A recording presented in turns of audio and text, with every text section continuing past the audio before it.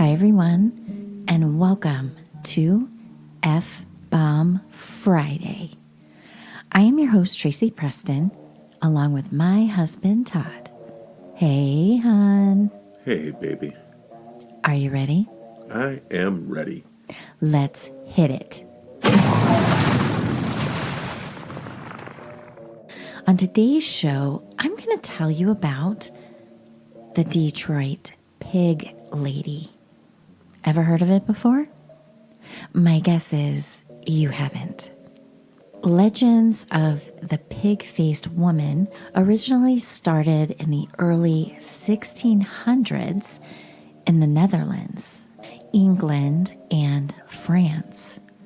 The tales tell of a wealthy woman who had a normal human body, but a face that resembled a pig. In the earliest versions of the stories, the woman's pig-like appearance is the result of witchcraft. According to legend, after her wedding day, the pig-faced woman's new husband is granted the choice of having her appear beautiful to him, but pig-like to others, or pig-like to him and beautiful to others. Well, the husband truly loved his bride, and he tells her that the choice is hers. At that moment, the spell is broken, and the woman's pig-like appearance vanishes, and she returns to her normal, beautiful self. Now, these stories gained popularity in England and in Ireland. Eventually, the elements of magic faded from the tales, and the belief of existing pig-faced women began to be treated as fact instead of fairy tale.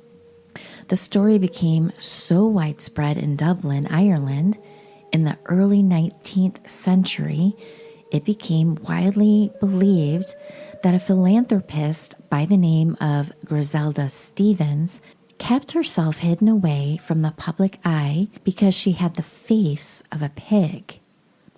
Rumors swept London, England in late 1814 and early 1815 that a pig-faced woman was living in Marylebone.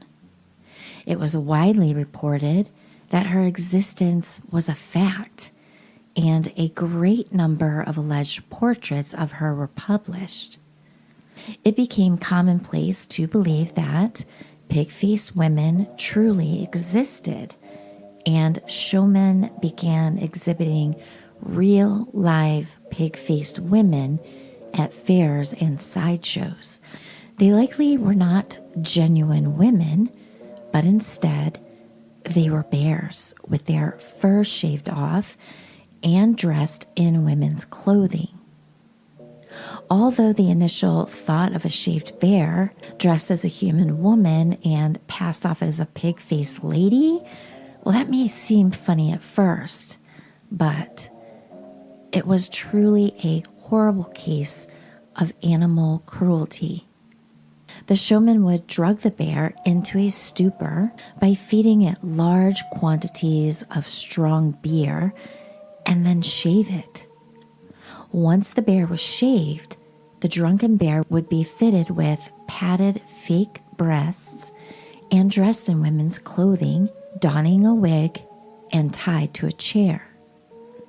The audience would be told by the showman that the pig-faced lady couldn't speak, but could answer their questions. 1 grunt for yes, and 2 grunts for no. The audience would then ask her questions, and a member of the crew would poke the bear with a stick to get it to grunt in reply. How awful. Now I'm mad as hell. Yeah. Because I gave it a good chuckle when I first heard the fact that they were shaving a bear and making it look like a pig-faced lady. But it's truly more than that, and it really broke my heart to even think that humans would do that. Well, humans are capable of some pretty horrific things, aren't they? Yeah. Yeah, I'm just... All right. Belief in pig-faced women eventually declined by the early 1900s. However, modern urban legends have resurfaced in the United States, with tales coming from Pennsylvania, Maryland, New Jersey, and our very own Motor City, Detroit, Michigan. The story of the Detroit Pig Lady is a far cry from the fairy tale-like story from the 1600s. First, let's discuss the alleged origins of the Pig Lady, as there are a couple of versions. The first version says that she was born so disfigured that her embarrassed father tried to disguise her ugliness by cutting the head off a pig and covering the girl's head with the skin of the dead swine. Okay, first of all, ew. And secondly, this man thought by covering his daughter's head with the skin of a decapitated pig would improve her appearance? Like what in the actual? Okay, the other version says that she actually resembled a real pig. When she was a child, the other kids in the neighborhood bullied and picked on her constantly. When the girl grew to become an adult, she hid away in her home and avoided interaction with the general public. At some point in time, a group of neighborhood teenage boys decided that they would ridicule and tease the old pig-faced woman.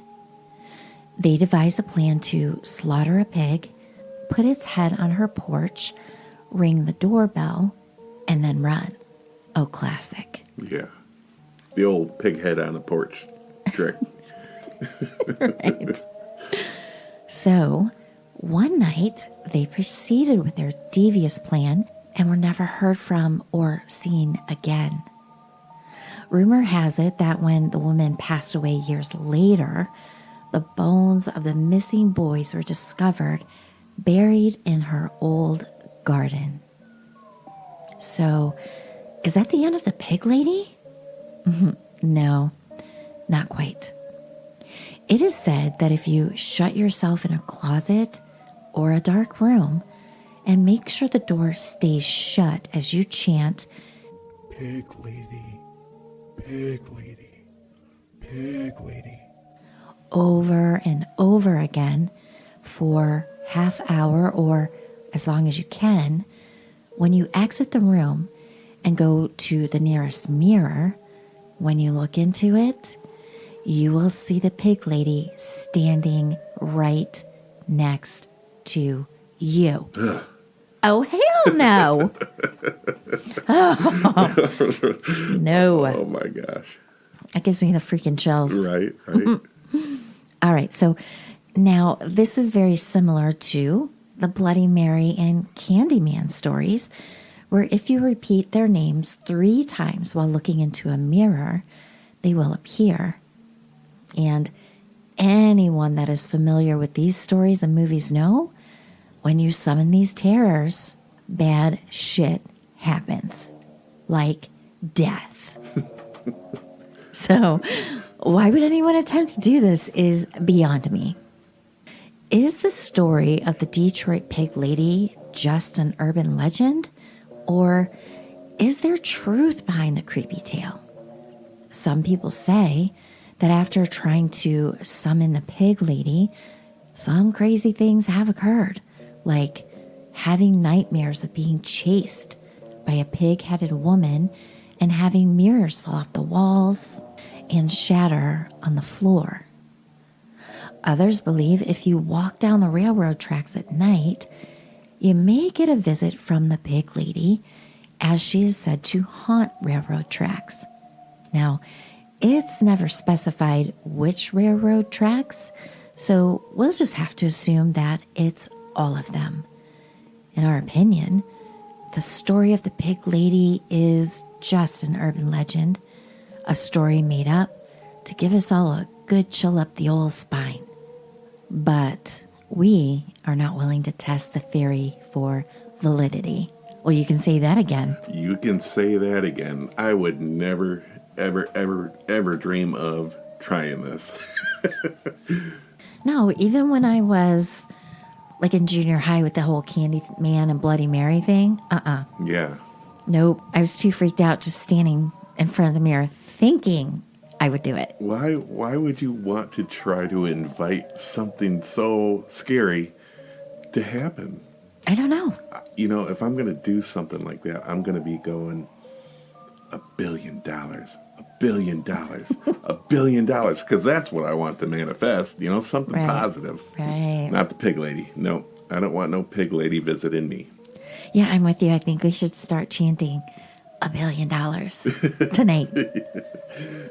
Now, I have to admit, and I didn't recite pig lady over and over again. I didn't lock myself in a closet or a dark room. But I had a bad dream about the pig lady last night, and I think it was because we watched that pig lady movie. What happened? Well, it was just a short little blip in my dream, but yeah, I was being chased by the Detroit pig lady. So last night we checked out the Tales of the Detroit Pig Lady movie. We actually found it on, was it? It wasn't, it was on Tubi. It was on Tubi. We found it on Tubi. Yeah. Couldn't believe it. Yeah. And, you know, for the sake of investigation, we endured this movie. And when I say we endured it, it was painful. Painful.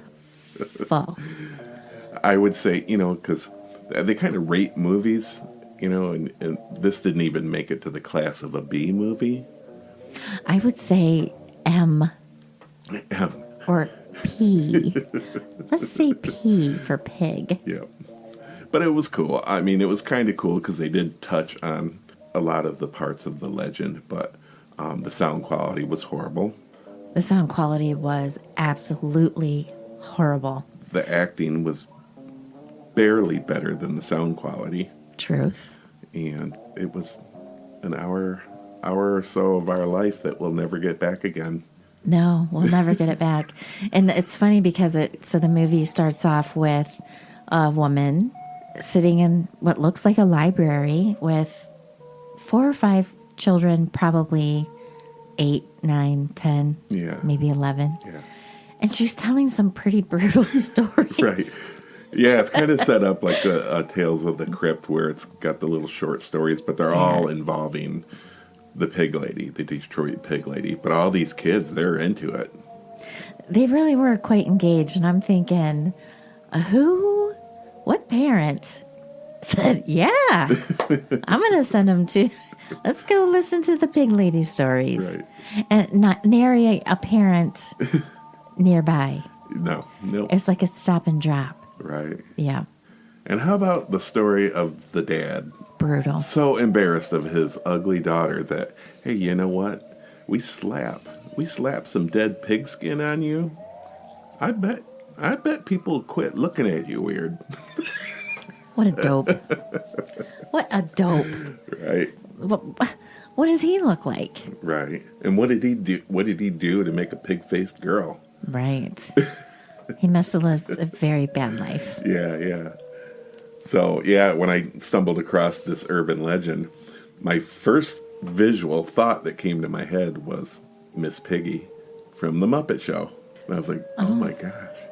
That would be kind of terrifying, too, to have Miss Piggy coming after you. I might dream of Miss Piggy coming after me tonight. She had a bad temper. She did have a bad temper. Poor Kermit. He really had to put up with a lot. Yeah, but she was a swanky dresser. She was. Her hair was always dead nice. Yeah, she was sexy in her own way. She always wore the high heels. And everybody loves bacon. Maybe that's why she was so fancy all the time, because she was a pig. Right. Dress, what do they say? You put lipstick on a pig, it's still a pig. That's right. That's right. I don't think you can dress up the pig lady. You can't dress up the pig lady. No, No. because this one is quite frightening. Yeah. And I'm gonna go as far to say is that she was after mortal people because she's looking for a new face. She got stuck with this pig face Oh, that her dad made her wear. You know, Maybe she's like, it's an endless job because she can't find a face that fits over her big creepy head. And unfortunately, people have to die because you can't try a face on until you have the head. So That would be brutal. They have to die. they have to, hey, you know what? You look like about a size 9. I'm going to take your head. You have a very large head. In fact, so large that I think that's going to work. Right. Get out the old fillet knife. Is it fillet or fillet? I'm going with fillet, Okay. but I think it's fillet Well, my razor brand is Gelée. or Gillette. Is it feminine or masculine? It's tomato. Oh, potato.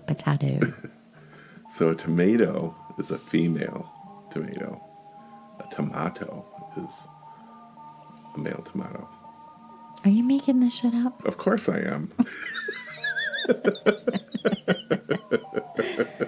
Well, hon, you dug deep and you got us. I've never heard of the pig lady. I've never heard of the pig lady either, and I just kind of stumbled upon it, and I was like, oh, I got to find out about this. Absolutely, and your artwork that goes with this show is spectacular. Well, thank you. Yeah, great job on that. Thank you, baby. Oh, you want to wrap us up? I sure do. You better lock your doors. You better lock your windows. And you might want to check under your bed. And if I see that pig lady under there, I'm going to make some bacon. Right. Well, that's what we're trying to do with this podcast, is make some bacon. So subscribe. Like And love us and comment and stay in share, touch with us. And share. And share Like, subscribe, share. Like, subscribe, and share. You get the point. Yeah, we got to make that manifest. So after this, We're going in the closet. We're going to go in the closet and we're going to subscribe, and share. Exactly. Well, thank you, everyone. Thanks, everybody. And we will see you again on Malice Monday. We'll see you on Monday.